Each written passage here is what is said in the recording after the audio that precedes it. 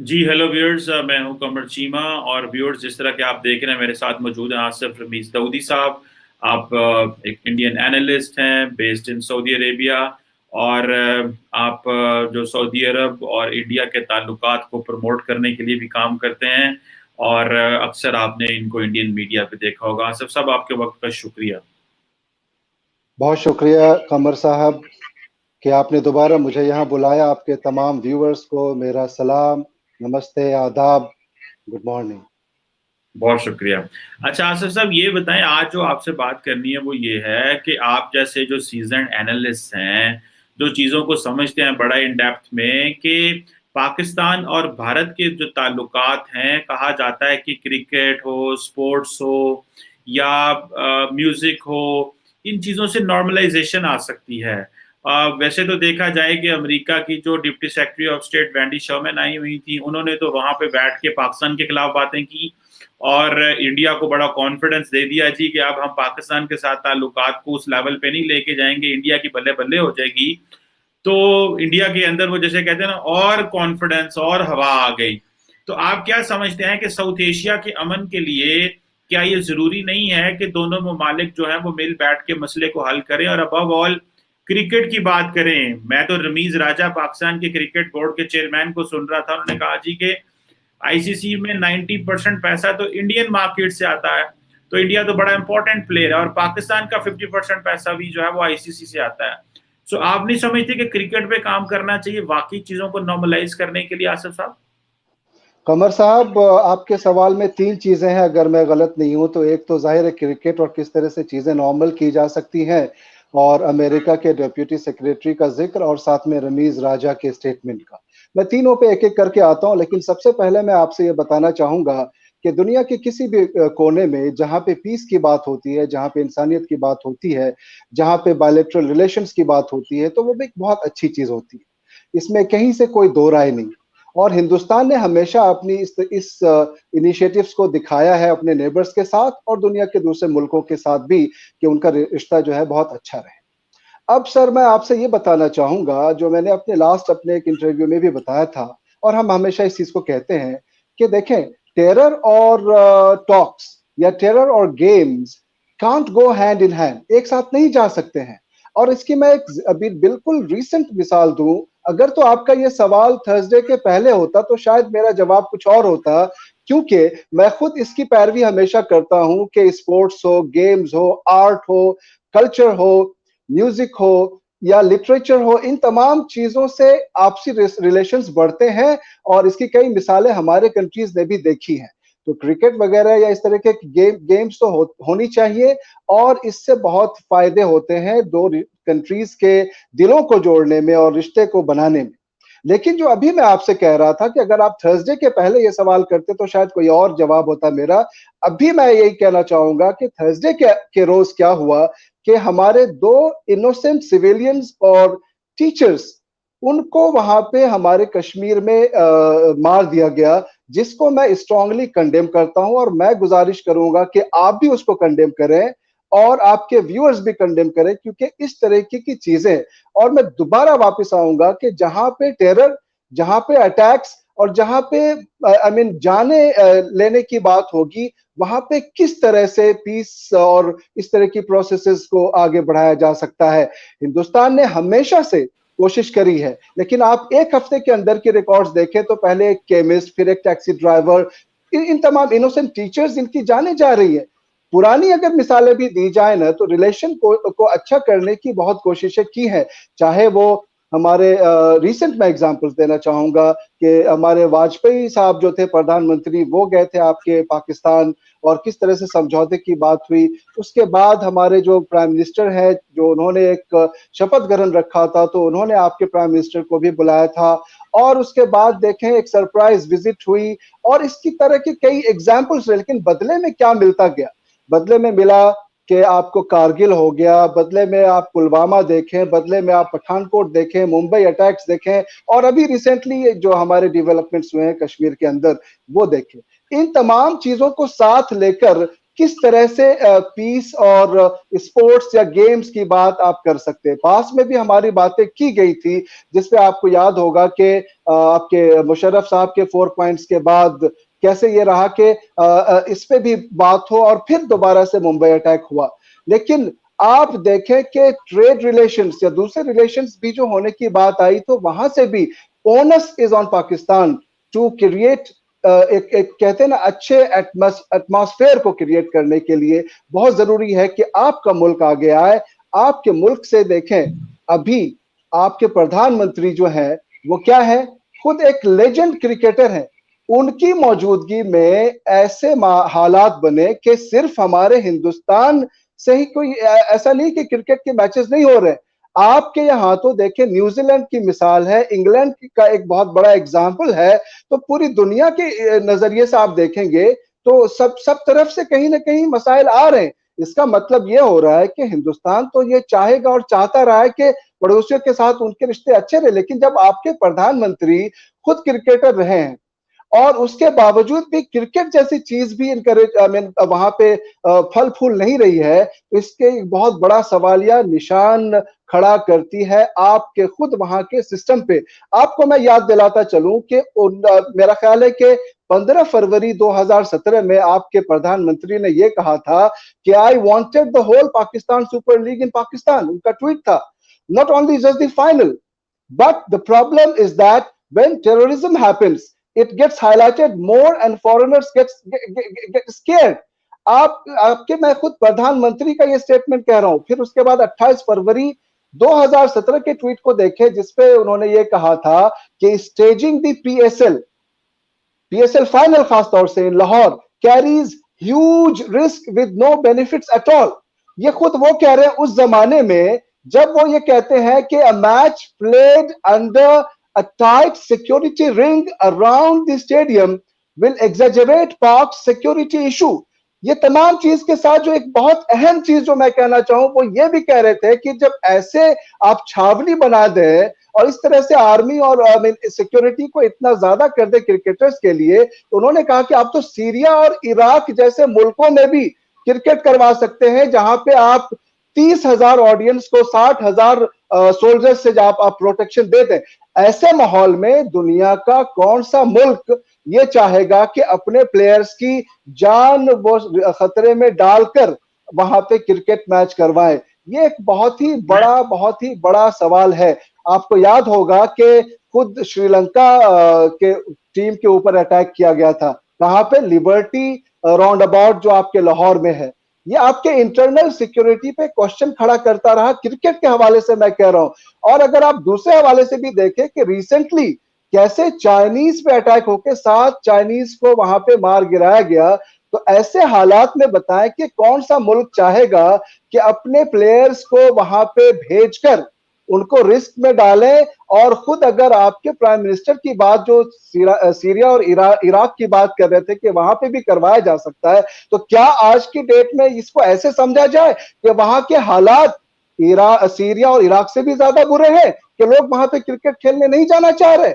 आपके प्रधान, एक जरा सा मुझे मौका दीजिएगा, उन्होंने क्या कहा था, एक पंजाबी वर्ड है, मैं पंजाबी तो ठीक से नहीं बोल पाता, आपके कई शोज में आप बोलते रहते, जिसमें रालू कच्चे कुछ वर्ड उन्होंने कहे थे कि अच्छे क्लास के, थर्ड क्लास के जो होते हैं ना प्लेयर्स, वो तो शायद आ जाते, लेकिन अच्छे प्लेयर्स आते नहीं। तो क्रिकेट जैसी चीजों को आप देखें कि एक क्रिकेटर आपका प्रधान सेवक है वहां पे, अगर ऐसे मैं कहूं, हमारे हिंदुस्तान में प्रधान सेवक कहते हैं प्रधानमंत्री खुद को, तो अगर वो सेवा करना चाह रहे हैं और क्रिकेट में खुद है, तो क्यों नहीं इन चीजों को बेहतर कर दे रहे? और जब वो अपोजिशन में थे तो उनका स्टैंड खुद था कि ऐसे माहौल में क्रिकेट नहीं हो सकता। तो पहले की बात करें या आज की बात करें, आप कभी की भी बात करें, जब तक हालात बेहतर नहीं होंगे, दुनिया आपकी तरफ कैसे 4 कदम आगे बढ़ाए? ये आपकी बात में बड़ा वजन है, क्योंकि आपने प्राइम मिनिस्टर इमरान खान की माजी की और आज की स्टेटमेंट्स को कोट किया है। ये बात तो सही है कि माजी में वो ऐसे ही कहा करते थे, रेलू कट्टे ले आएंगे, थर्ड फजूल सी हजारों फौजी खड़े करके, पुलिस वाले खड़े करके। लेकिन प्रॉब्लम ये है कि ये जो सियासतदान होते हैं ना, ये स्टेट का नहीं सोचते, ये बस सोचते हैं कि हमें, अभी मैं पॉलिटिशियन हूं तो मुझे क्या फायदा देता है। इनको यही फायदा देता था कि क्रिटिसाइज करो, इनको इस चीज से कोई एहसास नहीं था कि रियासत को क्या चाहिए, स्टेट को क्या चाहिए। बट एनी हो, आसिफ साहब आप बात करते हैं टेरर एंड टॉक्स, मैं आप पे 10 इल्जाम लगा सकता हूं कि देखें आप जो है अफगानिस्तान के रास्ते दहशतगर्दी करा सकते हैं, ये चीज नहीं है। हम कलभूषण की बात कर सकते हैं, मैं आपके सामने मिसालों में मिसालें रख सकता हूं कि किस तरह टीटीपी को फंडिंग करता है भारत अफगानिस्तान में और किस तरह पाकिस्तान में दहशतगर्दी होती है। पॉइंट तो ये है चीजें बेहतर कैसे करनी है, पॉइंट तो ये है, उस पर काम करना चाहिए। लेकिन आसिफ साहब मुझे एक और बात बताएं, मैं आगे चल के मैं आपको बताता हूँ, और बात बताएं मुझे, ये बताएं जरा अमेरिका के हवाले से आपसे बात की जाए कि अमेरिका जिस तरह भारत को एक पोजीशन दे रहा है, स्टेटस दे रहा है और कह रहा है जनाब कि क्वाड में आप हमारे पार्टनर हैं और हम अब इंडिया और अमेरिका बड़े पार्टनर हैं और पाकिस्तान जो है ना वो छोटा पार्टनर है हमारा, ये कहते हैं वो, ठीक है जी, ये एक बेसिकली उनकी से है। आप नहीं समझते कि खित्ते में साउथ एशिया में इम्बैलेंस हो जाएगा, क्योंकि अमेरिका ने किसी हद तक एक बैलेंस रखा हुआ था पाकिस्तान और भारत के दरमियान, मिलिटरीली हम दोनों कंपीट करते थे, ठीक है जी, तो अमेरिका वो बैलेंस करता था कि कोई जंग ना हो जाए, कोई मसला ना हो जाए दोनों मुल्कों के दरमियान, तो एक बैलेंसिंग एक्ट अमेरिका करता था दोनों ममालिक के दरमियान। अभी जब अमेरिका इंडिया को इतनी ज्यादा इंपॉर्टेंस दे रहा है और पाकिस्तान को कह रहे हैं हम सिर्फ अफगानिस्तान के लिए देखते हैं, how do you see how it can impact the regional piece? आपको नहीं लगता कि खित्ते में अमन का मसला बढ़ सकता है? और जिस तरह नरेंद्र मोदी साहब इलेक्शन जीतने के लिए वो कहते हैं जी पाकिस्तान पे हमला भी जायज है क्योंकि इलेक्शन जीतना मकसद है ना, तो ये आपको लगता नहीं है कि खित्ते का अमन खराब हो सकता है अब अगर इंडिया जो है अमेरिका इंडिया की तरफ ज्यादा टिल्ट करता है? आप इसको कैसे देखते हैं? खबर साहब, पहले मैं आपकी जो बातें हैं ना कि इल्जाम लगाना या ये मैं 10 मिसालें दे सकता हूँ, उस पे एक कुछ चंद मैं लूंगा। उस पे यह है कि इल्जाम लगाना, और चाहे आप लगाएं चाहे हम लगाएं, ये बहुत ही आम सी बात है, अपने अपने नेशनल इंटरेस्ट में लोग लगाते हैं। लेकिन यहाँ पे रोल हो जाता है उन तमाम थर्ड कंट्रीज का, थर्ड वर्ल्ड का, कि वो क्या सोचते हैं। आप हम पे 10 इल्जाम लगा दो, हम आपसे के किसी भी इल्जाम को एक्सेप्ट नहीं करेंगे और अग्री नहीं करेंगे अनलेस कि आप उसको साबित करें। खुद अगर आप अफगानिस्तान के हवाले से भी बात करें तो जब वहां के उस वक्त के आपके ये थे प्रेसिडेंट थे, उन्होंने खुद कहा था कि इल्जाम जो लग रहे हैं आप एविडेंसेस तो लाके दो। आपने कितने एविडेंसेस वहां पे दिए? तो ये एक दूसरा पहलू है। इल्जाम आप लगाते रहे, लेकिन ऐसी सिचुएशन में आप उन तमाम मुल्कों को देखें जो हमारे एक न्यूट्रल अपना से रखती है, वो बताएगी कि हमारे इल्जामात सही हैं या आपके इल्जामात, क्योंकि हम और आप एक दूसरे पे इल्जामात लगाते रहेंगे। लेकिन यहाँ पे उसको मैं आपके तमाम इल्जामात को पहले तो मैं बिल्कुल ही एक्सेप्ट नहीं करता हूं, और दूसरा ये कि आपको जब इल्जामात लगाने हैं तो आपको एविडेंसेस देने होंगे। अब रहा सवाल कि आप एक हमारे छोटी सी बात, अमेरिका की बात कर रहे हैं। जी जी। कुलभूषण यादव की क्या एविडेंस है? अभी बंदे ही हमारे पास है जो कहता है चलिए आप अमेरिका में बात कर लें। हाँ एग्जैक्टली, ये एक बहुत लंबा मौजू है, उस पर डिस्कशन होगी। तो हम, जैसा मैंने लास्ट टाइम भी आपसे कहा था कि हमें कई बार बैठना पड़ेगा, चाहे आपके मीडिया के इश्यूज पे हो, आपके इल्जामात के इश्यूज पे हो, कश्मीर के इश्यूज पे हो, सब पे बैठ के हम लोग हमेशा डायलॉग कर सकते हैं, डिस्कशन कर सकते हैं, अपनी बातें रख अमेरिका सकते में, हैं। अमेरिका उसके में बाद अमेरिका पे मैं आ रहा हूँ। देखिए, अमेरिका पे अभी जो डिप्यूटी सेक्रेटरी का इंडिया आना हुआ, और जिस तरह से अमेरिका का हिंदुस्तान के साथ रिलेशन है, आपके कैसे रिलेशन रहे पास्ट में ये आप भी जानते हैं। आप खुद किस तरह से उनके सामने बिछे रहते थे ये सारी दुनिया जानती है। आज हिंदुस्तान उसके सामने बिछा हुआ नहीं है, और देखिए कैसे उसकी डिप्यूटी सेक्रेटरी का वहां पे आना हुआ, और वहां से जो भी स्टेटमेंट्स दिए गए, उसके बाद जब उनका पाकिस्तान जाने का प्लान बना, तो आपको मैं वापस लेके जाना चाहूंगा उस पर, जब आप कह रहे थे कि शादियाना बजाए जा रहे हैं हमारे प्रधानमंत्री का, जब इतना ज्यादा वहां पे इज्जत दी जा रही है। आपके यहाँ पे किस तरह की तैयारियां चल रही सिर्फ इस बात पे कि एक डिप्यूटी सेक्रेटरी वहां पे आ रहे हैं? अगर आप सोचे कि आपके प्रधानमंत्री को वहां बुलाया जाता तो शादियाना तो क्या पता नहीं क्या क्या चीजें बचती। बहुत अच्छी बात है अगर वो आपको बुलाए, बहुत अच्छी बात है कि वो आपके प्रधानमंत्री को अगर फोन कर दे। हालांकि अभी मैं कमेंट पढ़ रहा था हमारे डिस्कशंस में ही, जो कुछ वो थे, उस पे एक साहब ने ये लिखा था कि आपके प्रधानमंत्री तो ये चाह रहे कि कम से कम एक मिस्ड कॉल ही दे दें तो वो कॉल बैक कर ले। खैर ये एक मतलब लाइटर मोड में। मैं दूसरी चीज ये कहना चाह रहा हूं कि हिंदुस्तान के अमेरिका के साथ रिलेशंस, या हिंदुस्तान के तमाम दूसरे मुल्कों के साथ जो रिलेशंस है ना, वो पहले भी बेहतर रहे और अब तो और भी ज्यादा बेहतर होते जा रहे हैं। उसकी जो सबसे बड़ी वजह है ना, बहुत ही हमारा स्ट्रेट एक फॉर्मूला है कि हम किसी भी तरह से टेररिज्म को एनकरेज नहीं करते हैं। हम इंसानियत को चाहते हैं बढ़ावा दें, और हम चाहते हैं कि आप भी खुश रहे, हम भी खुश रहे। और आप तब खुश रहिए, क्रिकेट मैचेस तब होंगे, पीस तब वहां पे क्रिएट होगा, जब इन तमाम ताकतों को किसी न किसी तरह से रोका जाएगा। अब आपके अंदर खुद ही ऐसे स्टैब्लिशमेंट्स हैं कि जब जब कोई ऐसी बात होती है हमारी तरफ से, तो आपके यहां से तमाम उन पीस प्रोसेस को डीरेल कर दिया जाता। अब ऐसे में अमेरिका वाले क्वेश्चन पे सिर्फ और सिर्फ मेरा यही जवाब होगा कि ये रिश्ते बहुत अच्छे हो रहे हैं, और ये और अच्छे होंगे दुनिया के तमाम और कंट्री से भी।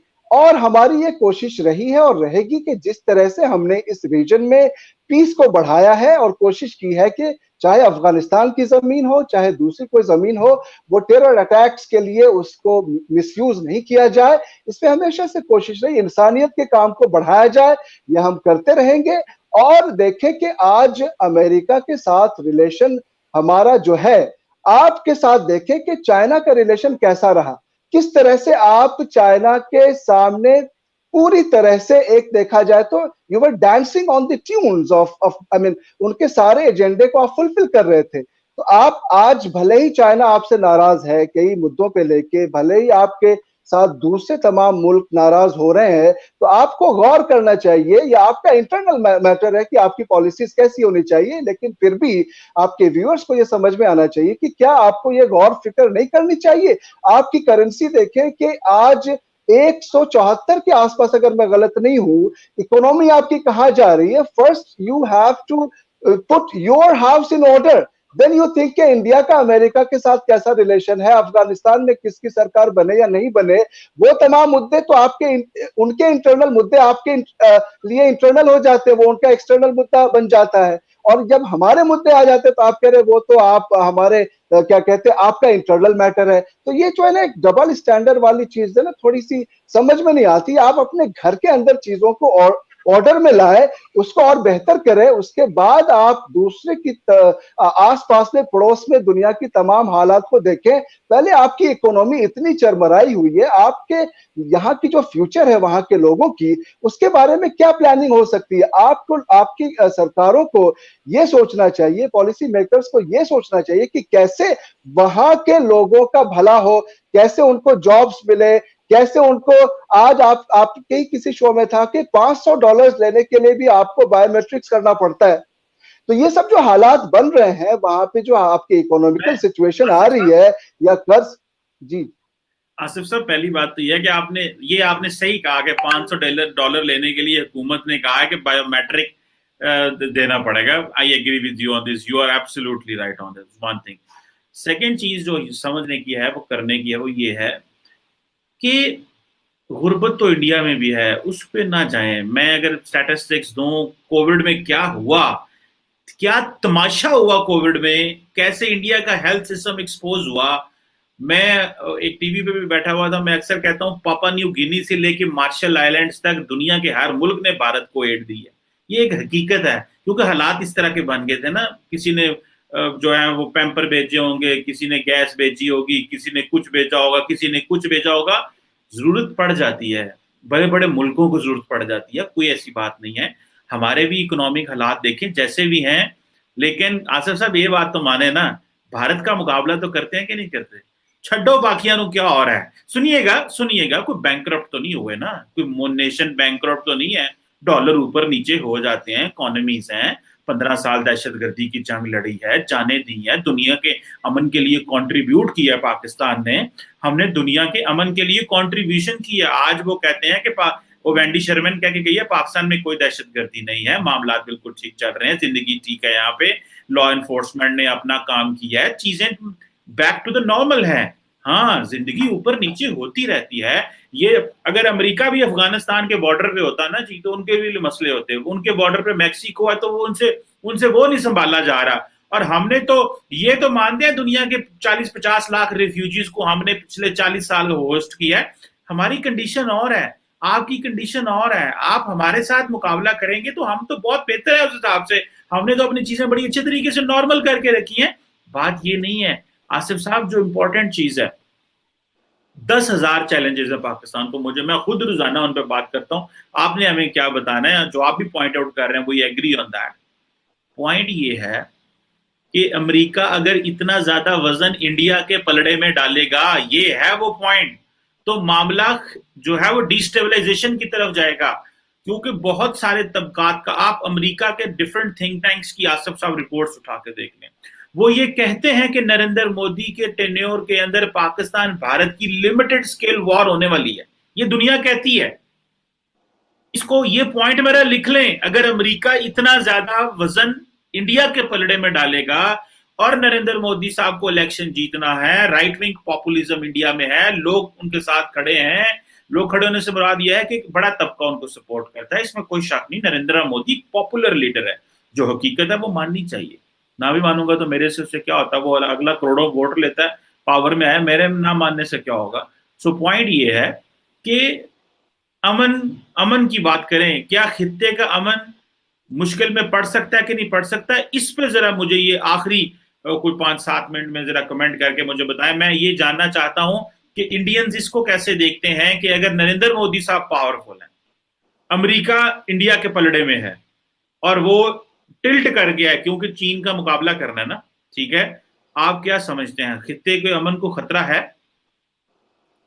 कमर साहब, चूंकि आपका सवाल हमेशा से है, इतनी चीजें उसमें रहती है कि किसको पिक करूं किसको नहीं, वो लेकिन जाहिर है हमारी जिम्मेदारी बनती है कि आपके तमाम पॉइंट्स को मैं उठाऊं जो आपके व्यूअर्स की क्लैरिटी के लिए। तो मैं शुरुआत करूंगा आपके पैंडेमिक से, जिसपे आपने कहा कि हिंदुस्तान की क्या सिचुएशन हुई थी। सर, मैं आपको ये बताता चलूं कि दुनिया के बड़े बड़े ऐसे ममालिक, सुपर पावर कहलाने वाले, मिसालें मैं ज्यादा नहीं दूंगा, सब जानते हैं कि उनकी क्या हालत हुई थी और किस तरह से पैंडेमिक ने असर दिया है, किस तरह से उसका एक जोर रहा, कैसे उन्होंने लोगों को, और जाने तो गई गई, और कैसे मुल्कों की जो एक होती ना इकोनॉमी से लेके तमाम सिस्टम को बिगाड़ा है। तो इसमें यह कहना कि पैंडेमिक में हमारे मुल्क का क्या हाल हुआ था, हमारे साथ साथ तमाम दुनिया में पैंडेमिक ने अपना असर दिखाया है, और हमारे मुल्कों में भी लोगों ने मदद की, और हमने भी उसके बावजूद तमाम मुल्कों में मदद पहुंचाई है, और साथ में आपके पाकिस्तान तक भी वैक्सीन वहां पे गया है। इसको आपको अप्रिशिएट करना चाहिए। ये हुई आपके लिए पहली बात जो आपने वैक्सीन पे कही। दूसरी बात, आप जो कह रहे हैं ना बार बार फिर से अमेरिका पे या आपके इकोनॉमी पे या आपके हिंदुस्तान और पाकिस्तान से कंपैरिजन के मुकाबले की, देखें हम हिंदुस्तान से जो है ना वो पाकिस्तान से मुकाबला करता ही नहीं है, और हमें मुकाबले की जरूरत क्या है भाई, उनके जितने मसाइल है वो उनके इंटरनल मसले हैं। देखा जाए तो हिंदुस्तान के लिए पाकिस्तान कभी एक बड़ा कंसर्न रहा ही नहीं है। आप इसकी हिस्ट्री उठा के देखें, इल्जामात आप लगाते रहे, लेकिन अगर हमारा ये कंसर्न रहा होता पहले से, तो हम तरक्की की तरफ इस तरह से नहीं बढ़ रहे होते।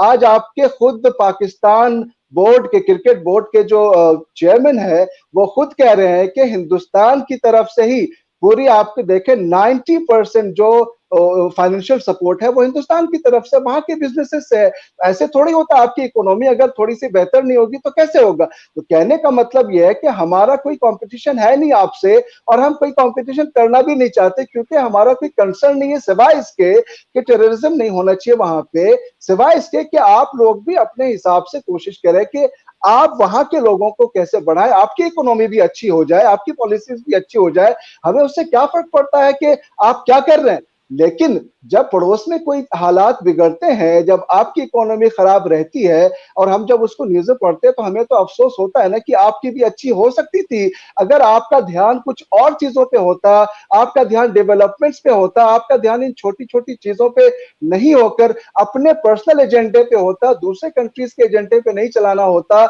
या दूसरों के पड़ोस में ज्यादा झांकना नहीं होता, तो आपके मुल्क के लोग जो यकीनन बहुत अमन पसंद जो होंगे, उनके लिए कितना अच्छा होता, उनके लिए जॉब्स होती। तो हमें इन चीजों से कोई मतलब नहीं है। हम ना कंपेयर करना चाह रहे हैं, ना ही हम चाह रहे हैं कि आपके मसलों में हम आप खामखा में उसमें मुदाखलत करें, हमारा कोई इंटरेस्ट नहीं है। लेकिन आप खुद एक एनालिस्ट हैं, आप खुद तमाम बातें रखते हैं अपने चैनल्स के थ्रू और अलग अलग जगह पे भी, आप खुद चीजों को समझने की कोशिश क्यों नहीं करते हैं। आप खुद, why don't you live in the world of reality. आपको रियलिटी में रहना चाहिए, आपको चीजों को समझ के जो आपको अच्छी चीजें लगती है उसकी तारीफ करें। लेकिन आपको दोबारा मैं कहता हूं कि आप हमेशा से कोशिश करते हैं कि आप डिफेंड करते हैं उन चीजों को जो डिफेंसिबल होती ही नहीं है।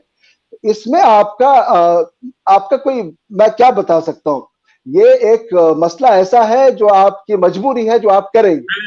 अब रहा सवाल कि हमारे खित्ते में अमन होना चलें। चाहिए कि नहीं, नहीं होना चाहिए। यकीनन कौन नहीं चाहेगा, कौन सेंसिबल इंसान, कौन सेंसिबल कंट्री ये नहीं चाहेगा कि हमारे खित्ते में अमन हो। और हमारे खित्ते में अमन के लिए हमारे मुल्क ने कितनी कोशिशें करी, इसकी सारी मिसालें हैं। हमारे मुल्क में कितनी बार अटैक्स हुए, इसकी सारी मिसालें हैं। हमारे मुल्क में कितनी जानें गई, उसके बावजूद इसकी तमाम मिसालें हैं। अफगानिस्तान के अंदर हमने क्या किया, इसकी तमाम मिसालें हैं। मैं बार बार क्या बताऊं आपको। तो लिहाजा ये कहना कि हम उस पर काम नहीं करते, हम नहीं चाहते कि अमन पैदा हो, ये गलत है। हम हमेशा चाहते हैं आप भी अमन की बात करें, आप भी क्रिकेट की बात करें। तो क्यों नहीं हमारे मुल्क की तरफ से क्रिकेट को या दूसरे तरीके से उस पर बढ़ावा दिया जा सकता है, क्यों नहीं दिया जा सकता है।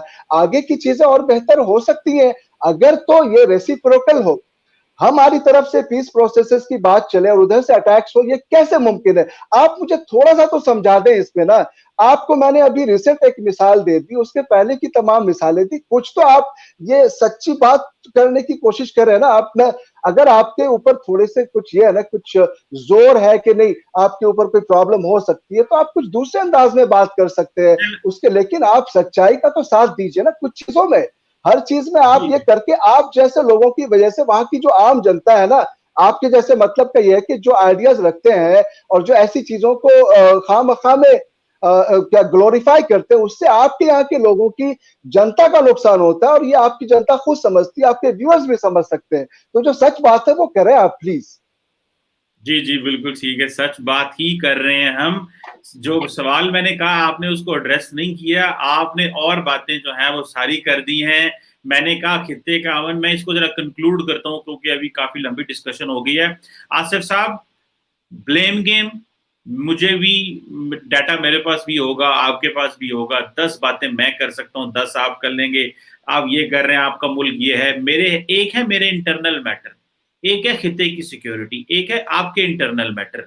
हमने इन इंटरनल मैटर्स इस वीक इकोनॉमी के साथ किस तरह दहशतगर्दी की जंग लड़ी, किस तरह अपने मुल्क को नॉर्मलाइज किया। देखे ना, चीजें बिल्कुल नॉर्मल चल रही हैं, हालात बिल्कुल ठीक है इस मुल्क के अंदर। कोई दुनिया, किसी ने कोई ये तो नहीं कहा कि वहां पे क्या मसला है। अभी तो हमने पूरी दुनिया को हेल्प किया है वैक्यूएट करने में अफगानिस्तान से। हर मुल्क पाकिस्तान का शुक्र अदा करने की कॉल कर रहा है और कह रहा है जी बहुत शुक्रिया, आपने वैक्यूएशन की, हमारी मदद की है। हम तो कोऑपरेशन वाले लोग हैं। जो सवाल था वो वहीं रह गया, फिर इस पे ऊपर बात करेंगे क्योंकि डिस्कशन लंबी हो गई है कि नरेंद्र मोदी जी पावरफुल होते जा रहे हैं, अमेरिका का वजन इंडिया के पलड़े में जाता जा रहा है, और नरेंद्र मोदी साहब के दौर में अमेरिकी थिंक टैंक्स ये कहते हैं कि लिमिटेड वॉर हो सकती है क्योंकि मोदी साहब एक थोड़ी सी हार्ड लाइन लेते हैं पाकिस्तान के ऊपर फॉर डोमेस्टिक पर्पसेस और डोमेस्टिक पॉलिटिकल गेन्स। ये एक और कहानी है, लेकिन इसको मैं अगली दफा, अगले वीक अगर मेरी आपसे बात हुई तो आसफ साहब या किसी और पैनल से बात हुई तो मैं इस बात पे जरूर रखूंगा कि आइंदा आने वाले दिनों में भारत नरेंद्र मोदी जी की क़यादत में खित्ते के अमन के लिए क्या कर सकता है। आप कुछ कहना चाहते तो आखिरी कलमात प्लीज कह लीजिए। बस आखिरी कलमात ही कहूंगा। मैं इस पे भी आता यकीनन आगे किसी डिस्कशन में आऊंगा, लेकिन आपके सवाल में 3-4 ऐसे मुद्दे थे जो एक एक करके उस पे आना बहुत जरूरी था, क्योंकि हमारी जिम्मेदारी बनती है कि हर एक सवाल को लेते हुए चले। तो यकीनन ये सवाल आपका आखिरी सवाल था उस हिस्से में, तो इस पे हम आगे जरूर बात करेंगे। लेकिन यकीनन आप इस चीज को समझने की कोशिश करें कि अगर हमारे इलाके में पीस प्रिवेल करती है, पीस एग्जिस्ट करती है, तो उससे बेहतर कोई चीज हो नहीं सकती। वॉर किसी चीज का सोल्यूशन नहीं है। हर जगह हर एतबार से आम जनता, आम अवाम वो कहीं ना कहीं इन चीजों जी का खामियाजा भुगतती है। हमारा, आपका और हम सब का ये फर्ज बनता है कि हम ऐसी कुछ चीज करें जिससे कि ये चीजें और खराब ना होके बेहतर हो। लेकिन मैं दोबारा यही कहना चाह रहा हूं कि ये रेसिप्रोकल होता है, वन साइडेड नहीं होता। आपके सवाल को दोबारा लूंगा यकीनन, अगर हम दोबारा बैठते हैं एक साथ और हमारी आपसे दोबारा बात होगी। यही हमारे चंद आखिरी कलिमात थे। बिल्कुल ठीक है, thank you very much Asif Ramiz Daudi साहब। लेकिन मैं आप लोग, आपसे भी और हम अपने व्यूअर्स से भी ये एक ही बात करना चाहता हूं कि हमें हालात को नॉर्मलाइज करने की कोशिश करनी चाहिए, चीज़ों को मेंड करना चाहिए। ना कि हम एक दूसरे में कहें आप में ये कमी, मेरे में ये, मैं अच्छा हूं तुम बुरे हो और मैं ही अच्छा हूं और तुम बुरे हो। हमें इससे आगे निकल के चीजों को सोचना है। हर एक को पता होता है कि कौन अच्छा है कौन बुरा है, उसमें क्या कमियां क्या खामियां हैं, लेकिन हम एक दूसरे के लिए क्या कर सकते हैं वो चीज बड़ी मैटर करती है। बहुत शुक्रिया आसफ रमीज दाऊदी साहब। बहुत शुक्रिया, नमस्कार।